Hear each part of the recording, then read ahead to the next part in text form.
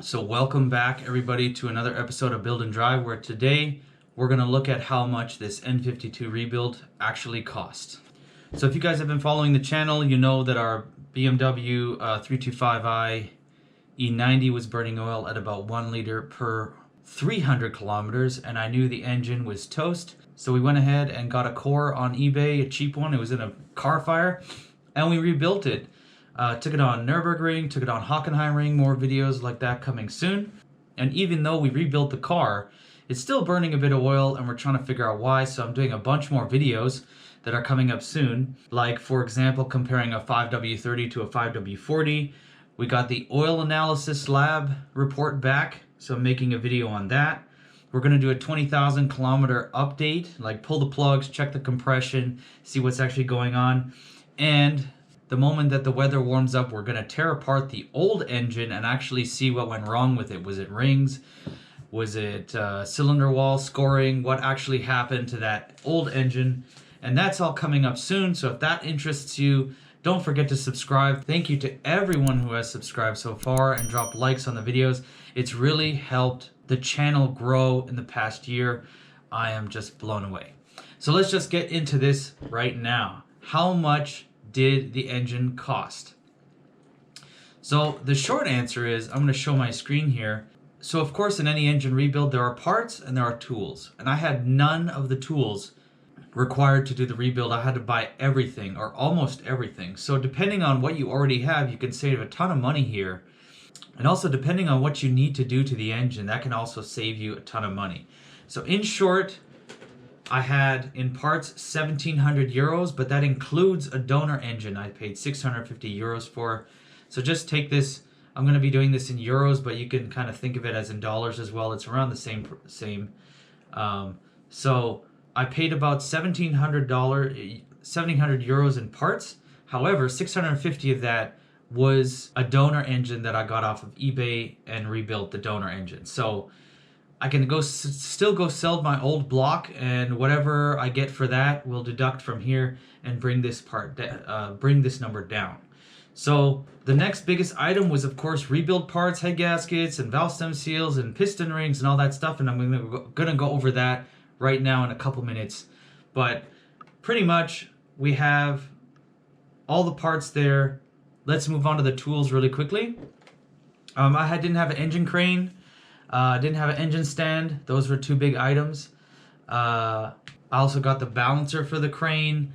I got N52 timing tools that were used, valve spring removal tool, valve tweezers, a valve grinding kit, a dial bore gauge, a feeler gauge, piston ring spreader, piston clamping band, and the one that I got off Amazon was horrible.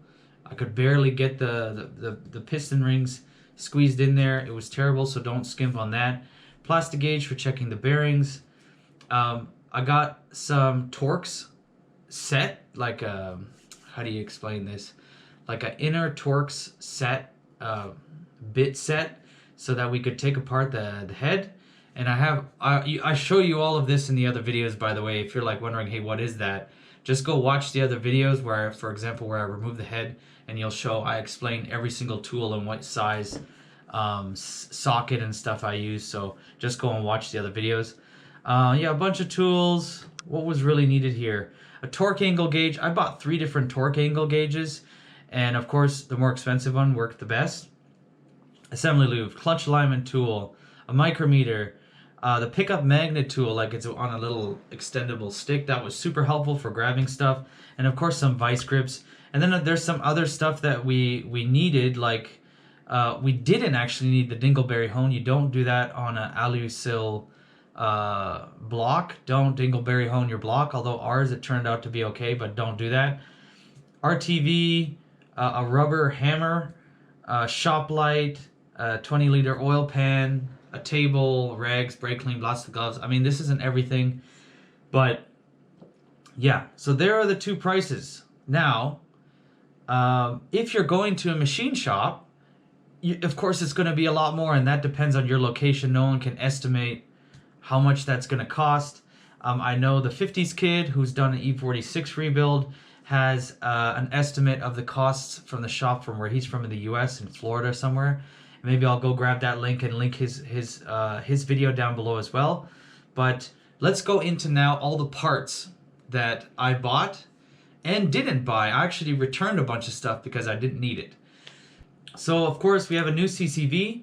At the end of the day, I got a clutch bearing, which I didn't need, like a clutch release bearing. I actually didn't need to do that, but I got a new one anyway because I didn't want to take the transmission off. I got a new diesel valve. You buy them in a kit. It was some eBay brand, $100. An AC dryer. So once I had the AC unit apart, I didn't know I had to buy this AC receiver dryer thing that like dries out the AC system.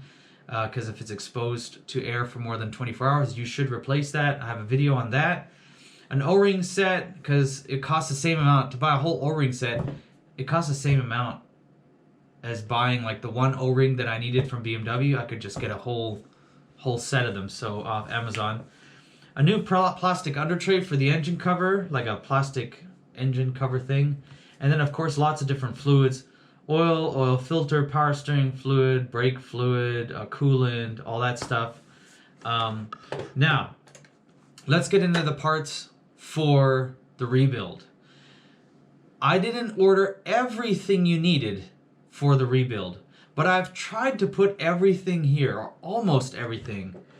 Or at least if I couldn't find it, I tried to put it in here. And you should look up the correct part number for your own car. If you're in the US, you probably have the N52 B30 engine.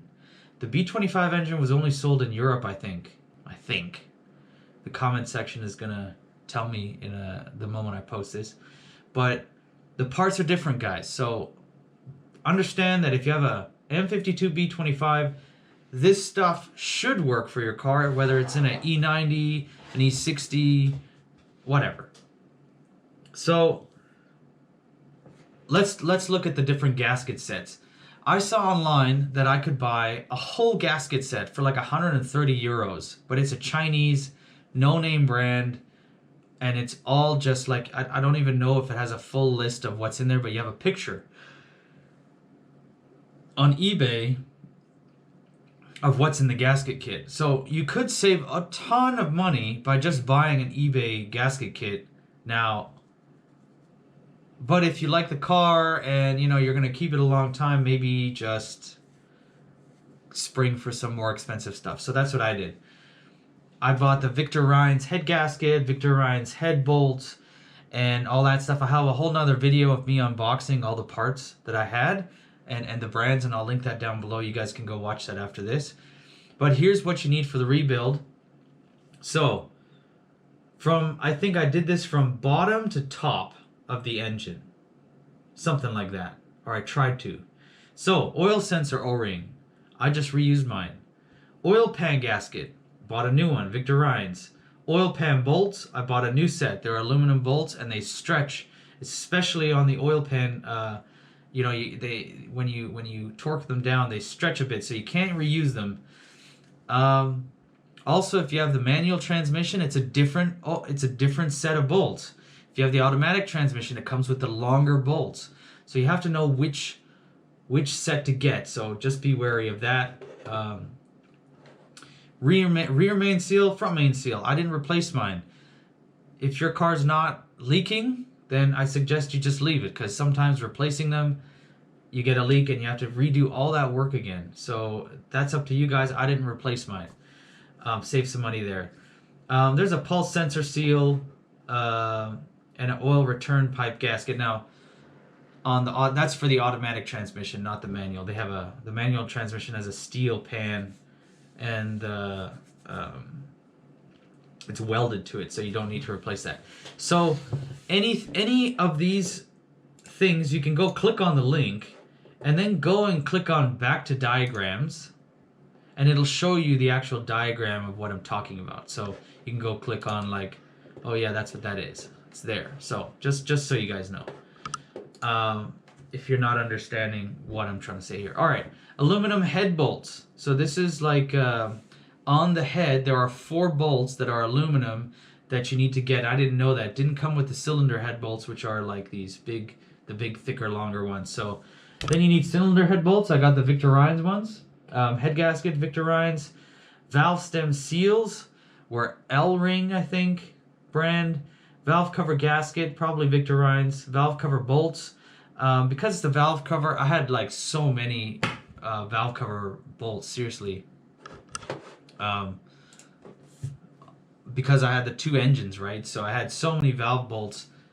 I had so many valve cover bolts because I had the two engines. I just reused mine. You shouldn't do that, but it's all good. Save some money there. Vano seals, I just reused mine. And they're leaking a little bit, unfortunately. And then a Valvetronic actuator seal. Now that's on the valve cover itself. And because I have the magnesium valve cover, that seal, it does leak over time. And you get some oil pooling into the spark plug areas of your valve cover. It's annoying. Super easy to replace though.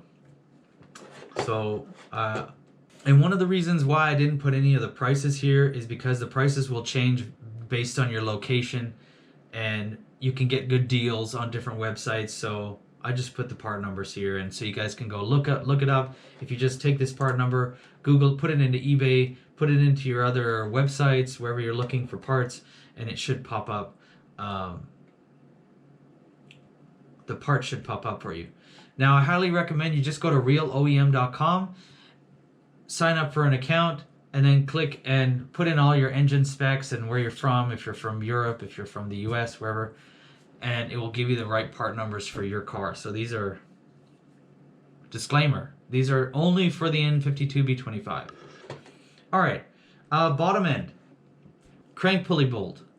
If you're going to take apart the crank pulley bolt, you need a giant like arm that can like attach to like a giant breaker bar thing with a special end that you can bolt to the crank pulley, so that one person can torque it one way, because you have a 360-degree torque angle when you torque it down. One person has to hold that thing, and the other person has to torque with a breaker bar. And man, it's really hard to do. I actually couldn't get my crank pulley off, so I just left it on. I didn't take it apart. So just know that if you're gonna take your crank pulley off, you better have that tool. So that actually, there's another tool that connects to the flywheel. I think, because I saw a guy do that. Maybe I'll try and find that. But yeah, just think about that. That's a hard one to do. So next thing, connecting rods, connecting rod bolts. You need those to be new. You can't reuse those because they stretch when you torque them down. So you need brand new ones. Now your bearings. I was so lucky that the bearings in my engine were well within spec. So really happy about that. I just reused them because the more I dived into which bearings you needed, the more complicated and confusing it got, to be honest. So same with the crankshaft bearings. So what it is you have your pistons in the engine. When you take the pistons off, you have your conrod bearings, okay? But then there's a girdle that you have to take off that's kind of holding the crankshaft in place. And when you remove that girdle, you're going to have a different set of crankshaft bearings or main bearings that you'll need to replace. So I would just take the engine to a machine shop and ask them, hey, what bearings do I need for this engine? What crankshaft bearings I need to this engine? Because it's complicated to figure out. You got to read stuff on the crank. It's just, it's too difficult, I think, for me to figure out. Maybe it's easier for you guys. I couldn't figure it out. And the forums weren't so helpful with that, unfortunately. So, piston rings. If you're going to rebuild an N52 B25, you gotta drill new oil holes in your pistons, okay? Right where the new, like, look at the new piston rings. Sorry. Look at the new piston design. You gotta drill the oil holes, the oil control holes, the oil whatever return holes in the right place on the piston so that it doesn't burn oil. And this has been confirmed by now another guy who rebuilt his engine. He has the same problem as me. It's still burning oil. And we'll have that whole oil consumption video analysis in a minute. And checking to see if 5W40 actually helps with that. But for now, One guy drilled his pistons. He said he's done 2,000 kilometers. No oil has, it's a drank no oil yet. And then the other guy who didn't drill is at the same oil consumption as I am. So either buy new pistons or drill new holes in your pistons, and that will help with oil consumption. You can also, you have two choices. You can reuse the stock bores. If the bores are fine, just reuse them. Or you can drill them out to 0.25, is it 0.25 millimeter over, I think, and get bigger pistons. And then you'll buy the newer design. Hopefully, you'll buy the newer design. So that will solve the oil burning problem. All right, let's move on. That's the bottom end. Top end. Timing chain kit. I just reused mine. It's connected to the timing chain connects from the oil pump, which is connected to the oil pump, to the vacuum pump, to the vanos, to the cam gears. So you can buy a whole kit that replaces all the guides and all that stuff. My chain looked fine, so I just reused it, and I didn't want to take everything apart anyway. It looked a little complicated, so I just left it and reused all the bits. Timing chain tensioner, oil pump bolts. I just bought new ones. I did not reuse those. Camshaft vanos bearing Teflon. Oh, that's right. On the end of the cam, you should replace and update to the Teflon cam ledge bearing, but it's like a Teflon seal. So on the end of the camshaft, you should replace the camshaft bearing seal. I don't know what you would call it, but it's this little piece of Teflon, like a piece of plastic. And then you get one for the intake and one for the exhaust. They're both the same part.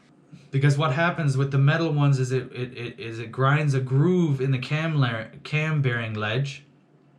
So then BMW redesigned it with the Teflon seal.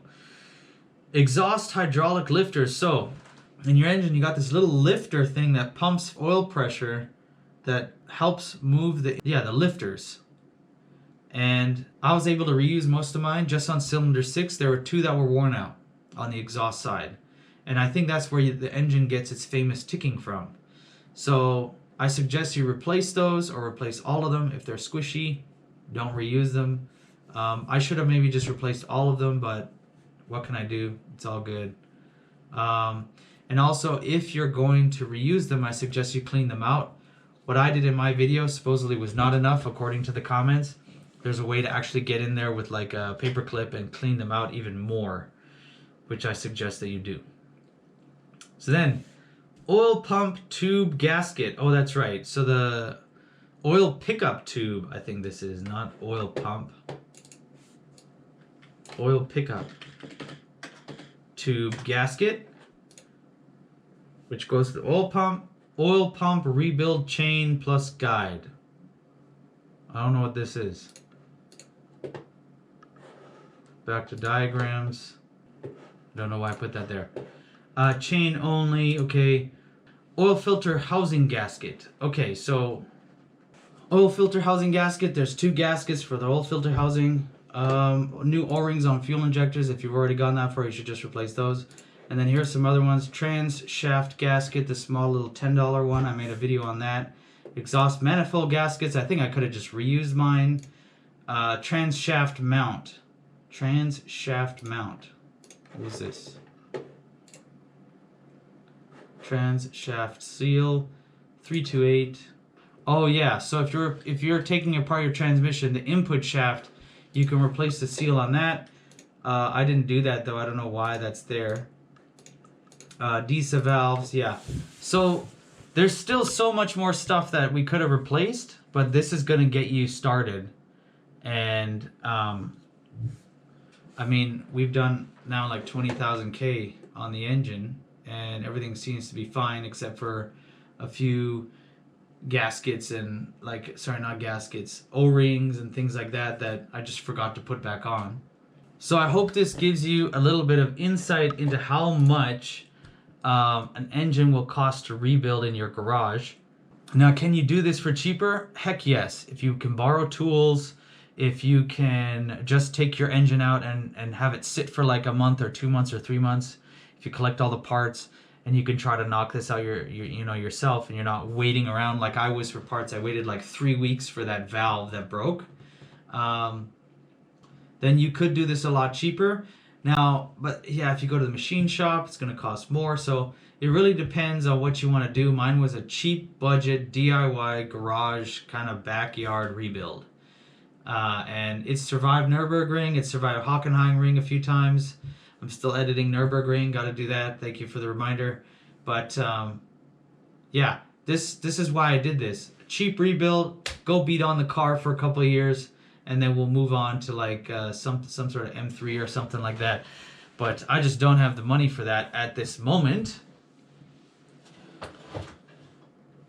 And yes, YouTube ad revenue is not all what you think it's built up to be. I barely make any money off of these videos. I mean, hopefully in like a year and a half, maybe I'll be able to pay for all of this back. And I've already ordered a bunch of new parts for the car because we're gonna update the car for the track. If you guys remember watching my Hockenheimring video, we need to update the brakes and different things. So I've already put in another $1,000 into making the car a good trackable car. But more videos on that coming soon. I hope this was educational for you. Please feel free to drop a like or any comments or questions that you have down below. Feel free to use my affiliate links. I don't think I make anything off of them anyway. But hey, I'm not here to be making money off YouTube. I'm just here to help you guys and educate you. Keep your E90s on the road, especially if you ran into a situation like me where you bought a car that was pretty much dead and got screwed over. So hope these videos can help you guys keep your car on the road and do it on a budget. And look forward to more adventures to come. See you guys in the next video.